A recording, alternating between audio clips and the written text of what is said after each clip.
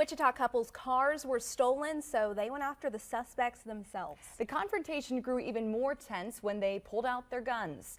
KAKE's Greg Miller spoke to that family that got their cars back. He's live in the studio with more tonight. Greg.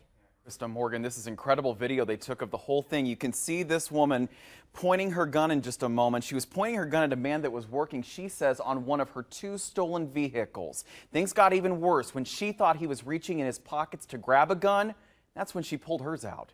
The guy we found working on our What started as a search for their stolen cars stole our trucks out of our driveway last night led to a tense confrontation with guns drawn in the yard of a so-called chop shop, where cars are stripped and their parts resold.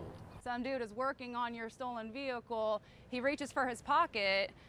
I'm not going to be a victim a second time. Nina Smith was seen in this Facebook Live, taken by her husband, pointing her gun while a stranger was working on one of her stolen cars. The day before, she and her husband realized 2 of her vehicles were stolen after coming home from a trip. I was upset with the Yukon.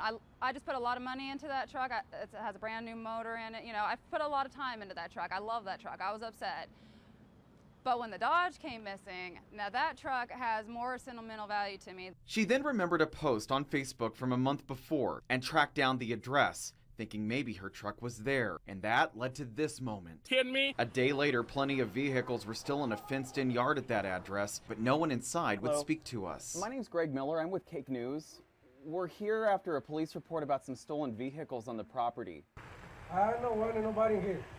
But there was an The incident. owner is not here. But there was an incident here yesterday. I don't know. And the owner is not here. The owner's not here?